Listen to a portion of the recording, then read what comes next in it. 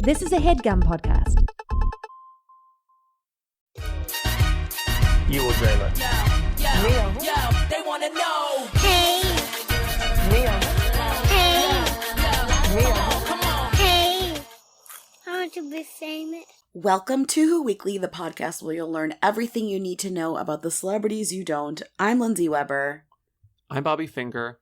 And here we are at another week of Who's There, taking your calls about various things like the Emmys and Australia and Dijonais. saving that one for the end. There's really nothing else to say except for we should really get started because we have a lot of stuff. Hi, Lindsay and Bobby. I'm watching the Emmys right now, and I know a lot of people have a lot of things to say about the Emmys, but who is this announcer? I think he said his name was Jermaine Fallon. I couldn't really hear him. He's saying the most insane things. Ann Dowd won, and his first thing is to say that she has made guest appearances on 4 seasons of Law and Order. That is just rude. That is just so rude. She is 10 times better on The Leftovers. Why is this guy bringing up Law and Order? Who is this guy? Please, just tell me who it is. Just tell me his name. Thank you so much. Bye. He's an actor. He's a comedian. The reason he was on the Emmys, the reason he was the announcer is, number one, he's really funny. He's obviously very good at improv. Number two, the incestuous nature of award shows where they have to use their own talent for everything. He's a star of a CBS show called Superior Donuts. Do you know that he is the first Black sitcom lead on CBS in like a generation, like in years, like 10 years or something crazy? I didn't know that, but not surprising for CBS. So I know. So he is one of that show is actually pretty successful. I'm here about the job. You got a help wanted sign in the window, which you don't need anymore because I'm here. So what's the pay? Minimum wage. Health insurance? First aid kit. It's about a donut shop. It's about a donut shop, but do you know this? Do you know the little mini rabbit hole we can get into about Superior Donuts and why it's actually hyper relevant for Who Weekly? Tell me. It is based on a moderately successful play from like 10 years ago called Superior Donuts, written by Tracy Letts, a.k.a. Married to Carrie Coon. Wow, I did not know that. Tracy Letts has written a lot of plays, and a lot of them have turned into movies. This one's a TV show. He married Carrie Coon because they starred in the revival of Who's Afraid of Virginia Woolf like 5 years ago, which I kick myself over not seeing that play all the time. I cannot believe that was a Tracy Letts play. It was called Superior Donuts. It was called Superior Donuts, and it's the same thing. It was set in Chicago. I think this one's set in New York, but I don't think it really matters. Yeah, it's I saw the trailer because for various reasons I was watching the trailer, and it's a very like jokey, it's a very traditional sitcom. I mean, there's like a laugh track. Katie Siegel's in it from Married with Children. Yeah, Judd Hirsch is in it. Yeah, and it got a second season. I just love that we can always go back to Carrie Coon, even if we're discussing Jermaine Fowler. Hey, Lindsay and Bobby, this is Rachel. So I was watching the Emmys last night, and my acting teacher from college, Ann Dowd, won an Emmy for The Handmaid's Tale. And she's also on your favorite to The Leftovers, so I know that you guys probably know who she is. But I was watching with a room full of people, and every single person had the same reaction, and it was that they know they've seen her face before, but they have no idea what her name is, or they can't place exactly what she's from. And it made me think, is Ann Dowd kind of like one of the ultimate Who's? And now that she won an Emmy, is she going to become a them? I don't know, man. It just blew my mind. She is honestly one of the most talented and terrifying people I've ever met in my entire life. And I can't wait for everybody to finally know who she is. Alrighty. Good form, Bella Thorne.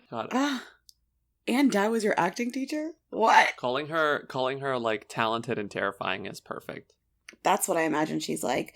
Me too. That's perfect. I don't think I don't think this Emmy is bringing Ann Dowd any closer to being recognizable because honestly, people still mix her up with Margot Martindale, which is unfortunate. And the roles that she plays are still kind of these specific types of roles, which is like, you know, stand out if you're a fan of the show and someone you'd never have heard of if you've just heard the show in passing, you know? She plays also sort of like villains. Villains. I mean, she's so good at being mean. It's too good. You ever think about the 14th?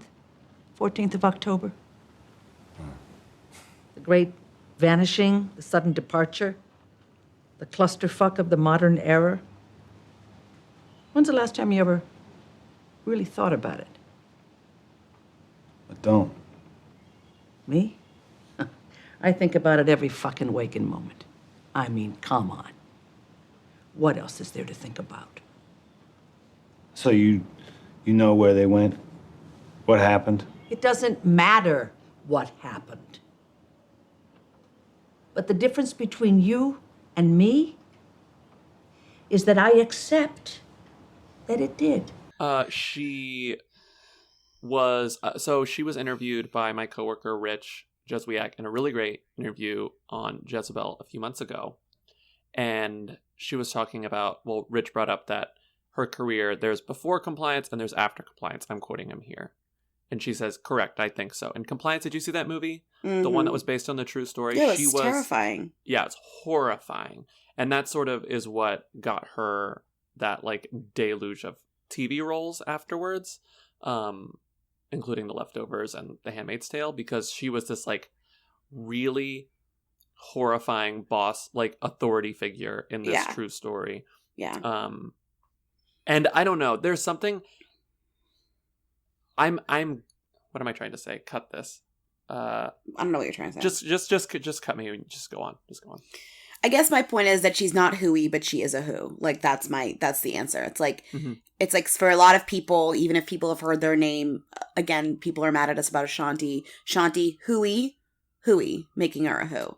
Ann Dowd, not hooey by nature, but ultimately a who, because no one really is going to know who she is. But that doesn't mean she's going to like stop, like not give amazing performances and things, and like people are going to stand over her for those little roles, but make a huge I mean, Handmaid's Tale, like basically the only two actors in it were her and Elizabeth Moss. I mean, Alexis Bledel, fine, whatever, everyone was fine. She was one of the standout. She was truly the standout, and aside from Elizabeth Moss.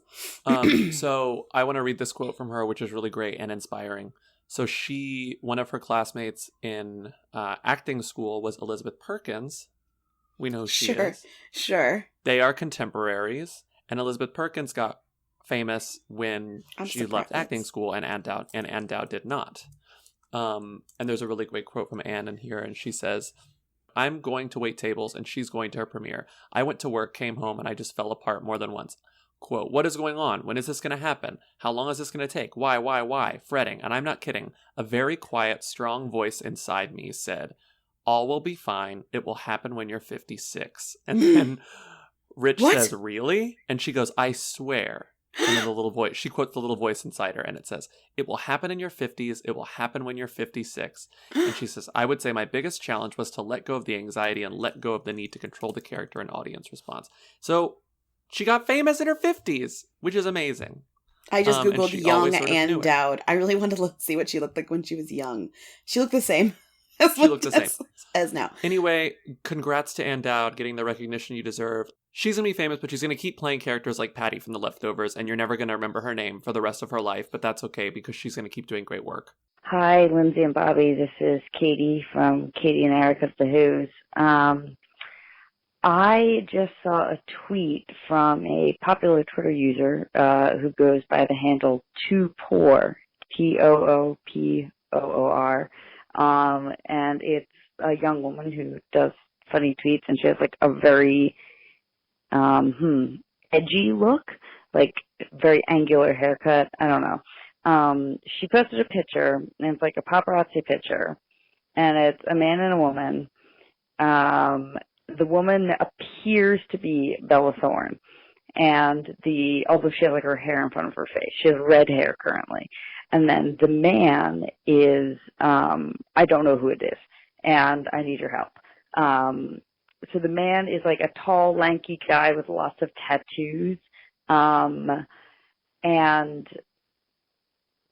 so Too Poor wrote, and so all the replies from fans of Too Poor are like, oh my God, is that Bella Thorne? No. They're like really mad that whoever this guy is with Bella Thorne. Like, so obviously they dislike Bella Thorne, but they like this guy, or they used to like this guy. And now they're like, oh no, he's ruined. He's canceled because he's dating Bella Thorne. I cannot figure out who this person is. Can you please figure this out? Who is Bella Thorne dating as of like today that would upset a bunch of edgy teen followers of Too Poor? Thank you so much. Good form, Bella Thorne. Is this good form if she's dating Lil Peep? The answer to your question is Lil Peep. Is that good form or bad form? Or expected form? I think it's expected form. What I will say is that this call is maybe a week old, and the Daily Mail article that has them kissing is from the 13th. I tend to stay away from Bella Thorne is dating articles because it's like, unless it's confirmed, it could change. Not slut-shaming her. She just is pictured with a lot of men, and people make a lot of assumptions about her. And they're not necessarily dating yet. Right. It's not me. Has a lot of friends. It's the tabloids. And so I kind of am like, if the Daily Mail says they're dating, I wait to see if it's confirmed by anyone. For example, like Scott Disick and Sophia Richie, who are apparently dating, that was confirmed by Us Weekly like yesterday, which is wild. Wild. And that took a while to get confirmed. That had a lot of, they're not actually dating. They're just friends. They're not actually dating. They just hang out and get coffee. So but this Lil Peep thing, like she was dating that rapper Black Bear, but I guess she wasn't actually dating him. She was just hanging out with him a lot. Yes. But anyways, this Lil Peep was kind of confirmed-ish when they were kissing. Although that doesn't really mean anything. Whatever. They were kissing in these photos, and a lot of people were like, who's Lil Peep? Because how do you avoid a man with tattoos on his face who is a emo rapper, according to him and all the press that's been written about him. He is a bisexual Did you see this article where he comes out as bisexual? Did you just read the article? He just goes, oh, you want me to read the actual Billboard article? No, well, it's just funny because it's like they gave the context of him, like who he is, and then the actual tweets in which he comes as bisexual are just him saying, yeah, he goes, yes, I'm bisexual. And then the next tweet, who wants a kiss? It's really, I just thought that was funny. Anyways, he's this like he's like this SoundCloud band camp rapper whose music kind of does sound like a mix between like My Chemical Romance and like weirdly trap music. It's definitely an expected genre considering where we are at now in music. There's nothing like interesting about him other than the fact that he's covered in tattoos.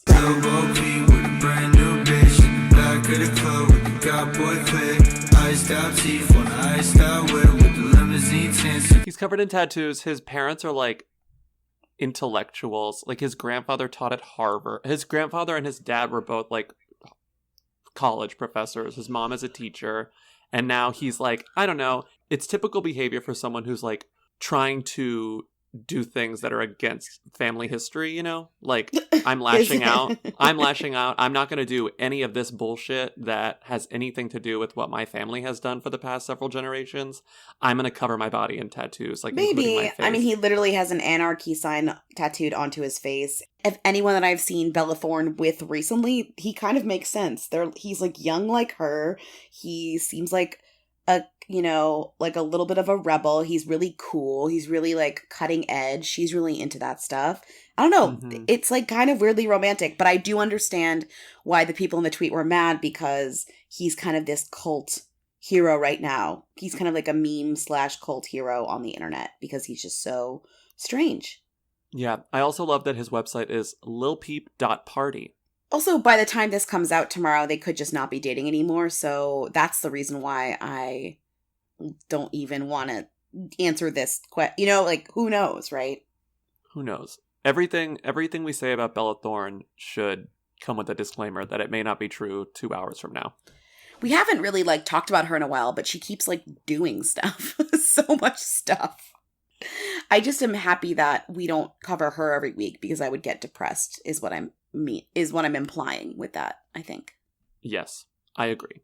And we don't. So good. But I'm really impressed by the way that you kind of conduct yourself. And I know a lot about you. I mean, I've heard a lot about you, and I've read it, and you wrote that great article after the election. And I thought it was, and you use your platform in a really responsible and still fun and sexy way. Thank you. Yeah, That's and I really think sweet. that's great. Thank you so much. Yeah. So I know you have you have like a huge Instagram following and social media following, and I want to ask you, what are the matters that are important to you now? And do you feel like you have a responsibility to the young girls that are looking up to you? Take your time. I mean, we could just... Hi, Weekly. So, as I'm sure you're being inundated with calls about this right now, Hayden Christensen and Rachel Bilson have broken up. And I guess my question is, did Hayden Christensen ever want to be a them? Was he a them during Star Wars? Did he just stop trying? I feel like I haven't thought about him since Jumper. All right, have a nice day. What? That was weird. Bye. Hayden Christensen and Rachel Bilson broke up after 9 years of marriage or being together. Remember what movie they met on the set of, Lindsay? The Jumper. Jumper. Was it the Jumper? Just Jumper. No, just Jumper. Just Jumper. Jumper. Remember Jumper? They met on the set of Jumper. Can't wait to see the reboot Romper in soon. And there was a lot of back then. So it took me on a really quick. It feels like yesterday, but 2008 was so long ago.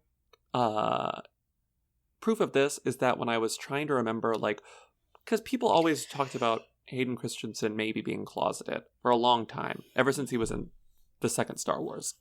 I never thought he was, for the record. And even in 2008, when he started dating Rachel Bilson, what did I find? A Gawker article written by who? Nick Denton, being like, is he gay? What's he doing? Is he just dating Rachel Bilson for that like typical movie press where you have to be in a romantic relationship with your leading woman? Wow, Nick really in the content minds back then. Nick really in the content life in February of 2008. Little did he know at the time that they were going to get married and they were going to have kids and they were going to be the most boring couple in Hollywood. I completely forgot they existed. But that's why I thought they would last. Like, their boringness led to why they would last. And I think, this is funny, but I don't think he was ever closeted. I just think he was really nervous and shy. Do you know what I mean? I think there's like a difference where it's like... He never appeared to love his job. And to be frank, neither did Rachel Bilson. Right. And just don't forget, they both came from being young actors. Relatively young. Him younger. He started younger than she did. I'm not sure if she was like really a child actress. But he got famous when he was very young. The OC blew up. She got famous from that. And they both were kind of like famous people that didn't really know what to do with their lives and careers in a way. I mean, I think he ended up...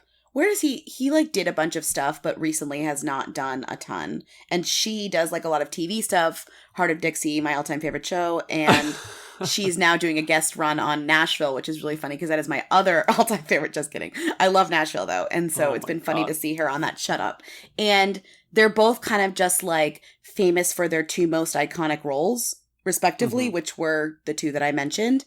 But I always liked them together because it felt like they were of the same caliber celebrity in a very charming way, you know? Yeah. I don't know if I would ever call them charming. Well, I mean, I would say like inoffensive way. Hi, I'm Rachel Bilson. And I'm Hayden Christensen. I love my jeans. I live in my jeans. Imagine if you didn't have any jeans at all, or any warm clothes to get you through the winter.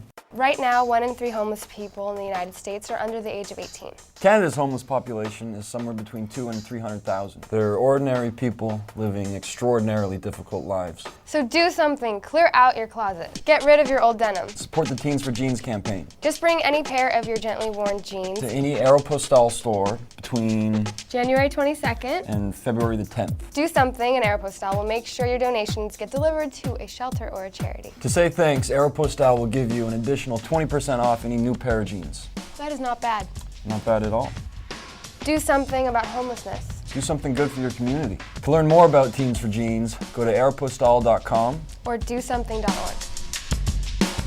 They were, and again, they were easily forgettable. And I'm looking at his IMDb. He really hasn't done anything since. I mean, he's been in a few things, but the only thing I've seen, the most recent movie that I've seen is Jumper. No, New York, I Love You. But it's weird because that was also 2008. When they broke up, it's read that like she was living in LA and he was living in Toronto, which is he Canadian or he was working out? I don't know. He was born in Canada. Yeah, he's Canadian. Oh, so he was living there. Okay, that makes sense. He's from Vancouver. Yeah.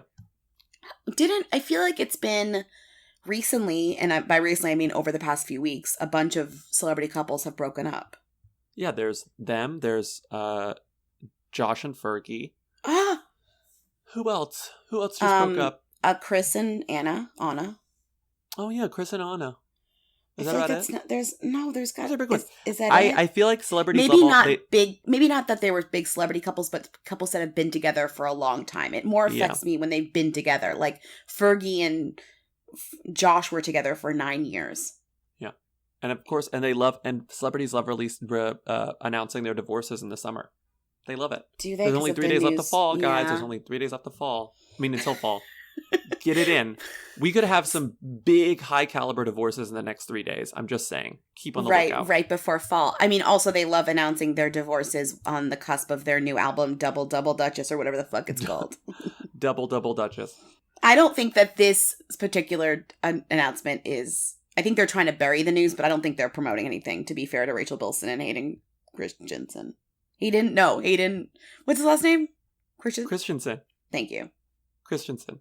Oh my god, he was in Shattered Glass. I completely forgot about Shattered Glass. That was good. He's also one of my favorite movies that no one likes, My Life as a House. Awful movie, but I love it. Life as a House? I love Life as a House. Oh, Are you that kidding? movie It's made not me... My Life as a House. It's Life as a House. That movie made me cry so much. Every time I watch it, I sob. It's so cute. Do you want to know something really funny about Life as a House? What? Did you ever see the movie No Reservations? The terrible American remake of Mostly Martha?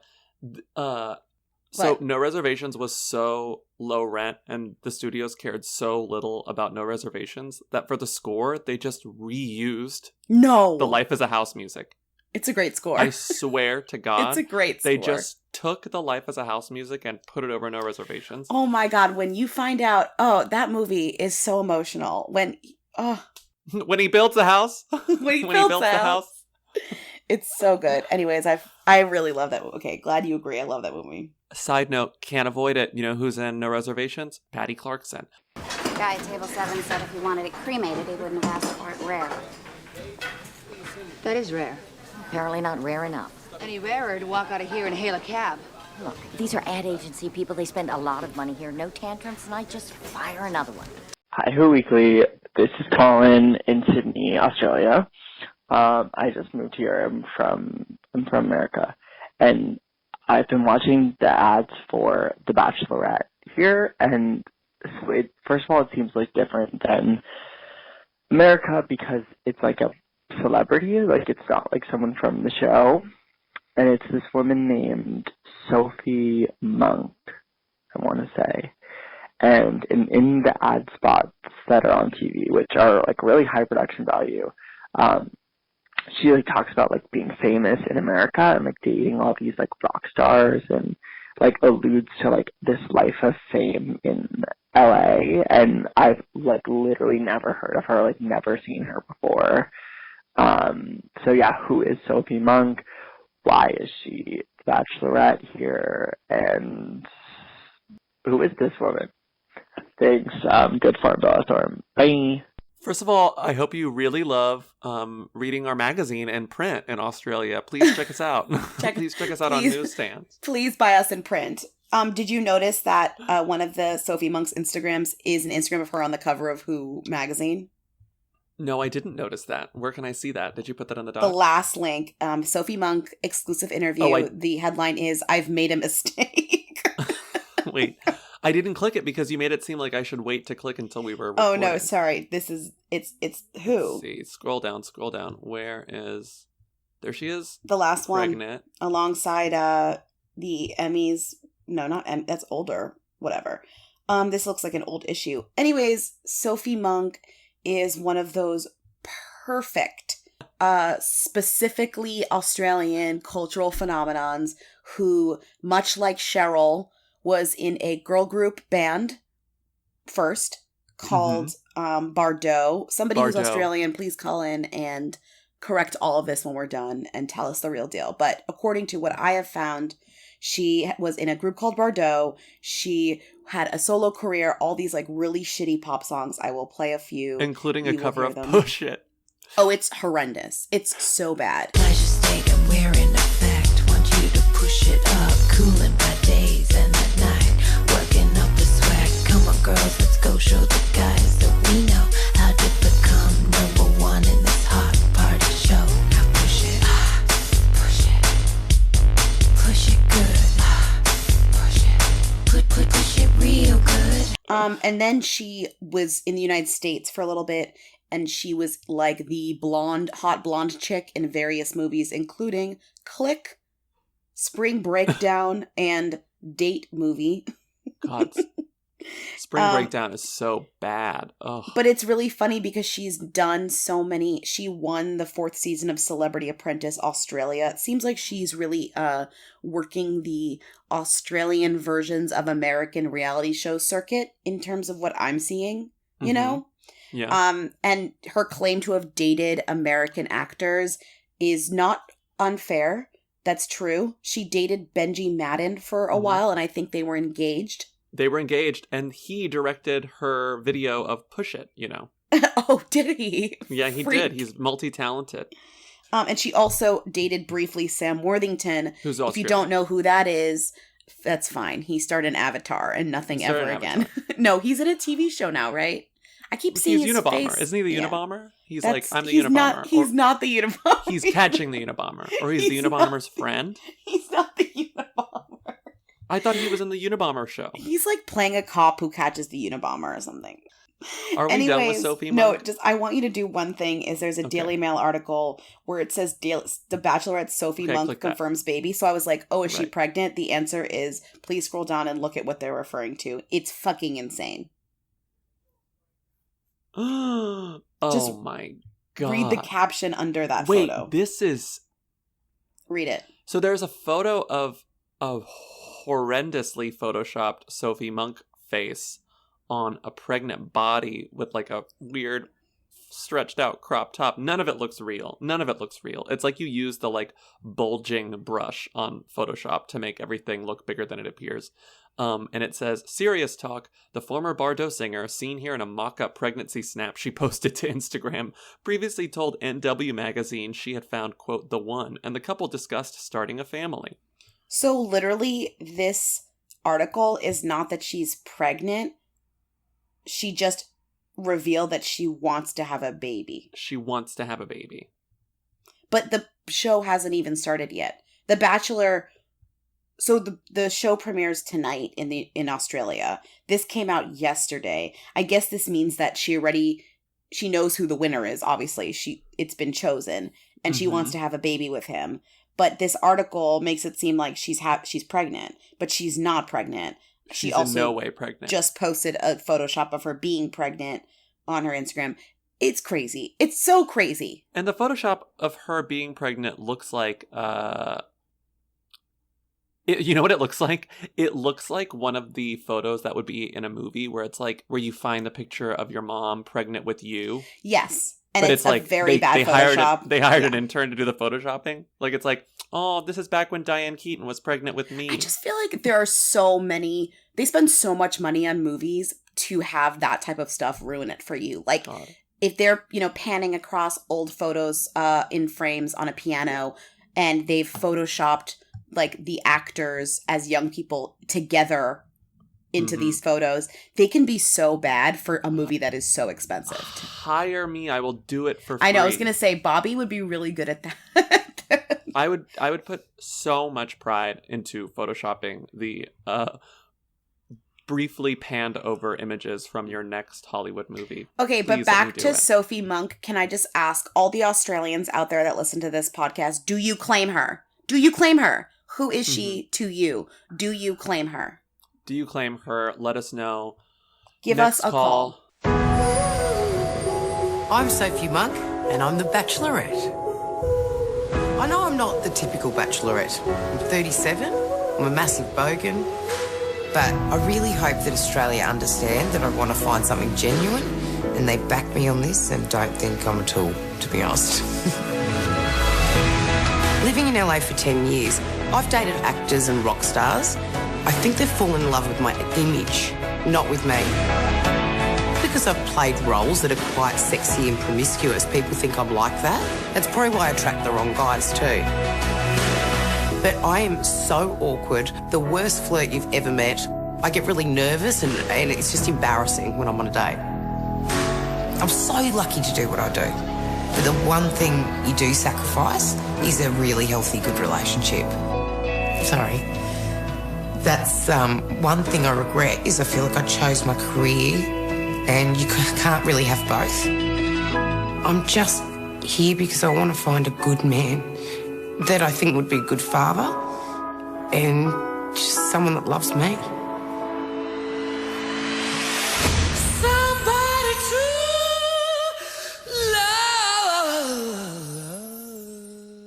Hi, I have a two-part question. Who is Dua Lipa or Dua Lipa? The second part is how do I pronounce that? Because her music's good, but I still don't really know where she came from or how to say her name. Good form, Bella Thorne. You got it wrong twice. Lindsay isn't going to leave this in because we don't leave commentary over the calls. But as you said her name incorrectly twice, Lindsay was like, nope. It's Dua Lipa. It's Dua Lipa. Not that I blame you for not knowing how to pronounce her name. If I just saw it, I'd be like, hold on. She's Albanian. We've talked about her before, but you know what? Per usual, we were ahead of the trend. So we talked about her, and then she blew up, and people are like, who is she? And I'm like, we've talked about her. But you know what? I'm just going to give in to the masses because I give you people whatever you freaking demand, and we'll answer this question again. She's a singer named Dua Lipa. She's Albanian like Rita, which is crazy. But she grew up in England, so she's British Albanian. And she's pretty much like the person that Warner Music Group is the one who signed her, has put all of their marketing money into because you can tell how much they've pushed her. And not that she's bad. She's amazing. She... I think New Rules, that song, is the song that's like blowing up or whatever. New Rules is the song that's everywhere right now, yeah.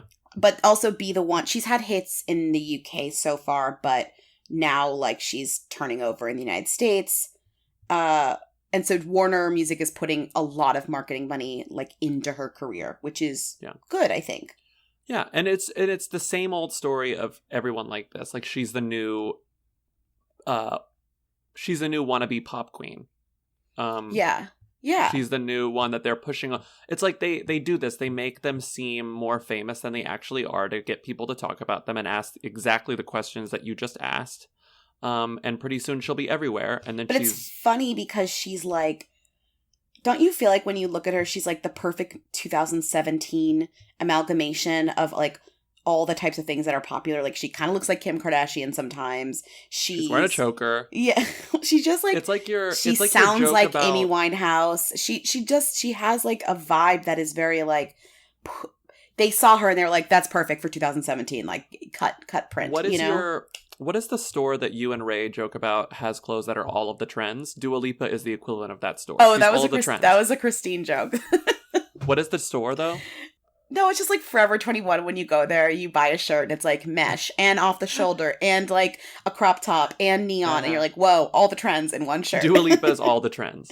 She is, but I mean, that doesn't mean she's not genuinely talented, which I really believe she is. And that doesn't mean people don't genuinely like Forever 21 clothes. Shout out to me personally. Hello. It's not that good, but I wrote a profile about her like 1,000 years ago. For Fader, and so I met with her at this like yoga / coffee shop in LA, the most LA place you could imagine. And I really don't have any goss about her except that she was extremely nice. And I think I met her, I thought she was really young, way younger. She was only 21, but I'm 10 years older than her, so I was like, wow, you're a child. And we talked about Christina Aguilera for a while and TRL. It was fun.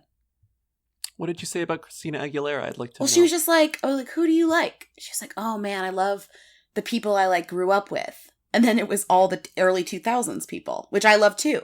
But I was like way older than her. She was really young when she was watching TRL. She was like really into boy bands and like the early 2000s pop vibe, you know? Mm-hmm. She wants to be a pop star. 6. Yeah, I know. That was the other thing. But yeah, she was super, super nice, and It's good to know. I like her music a lot. I think she's great. Yeah, me too. She'll be big, probably. Her actual... Is the full album out, or was that just an EP? Yeah, it's out. Okay, yeah, that was the full one. Yeah. And I think we're done for the week, aren't we? What else do we have to say? Thank you to everyone who came to the Brooklyn show again. Thank you to Katie and Eric of the Who's. Thank you to Katie for calling in. Thank you to everyone who continues buying tickets. Keep buying them. Oh, we desperately need you to keep buying tickets, especially... especially for places like DC and San Francisco. We have these big venues, and we just like would love to see you guys there. And I know you're out there. And if you haven't bought a ticket, come. You have time. Please come. It's gonna be so fun. Yeah. And I think that's all. That's all, right? Yeah, I was gonna say don't forget to rate and review us on iTunes, but I feel like that ask can come after the tour. Yes. We have to focus on one ask at a time. We will see you Monday. Have a great weekend. Goodbye. Happy fall. Bye.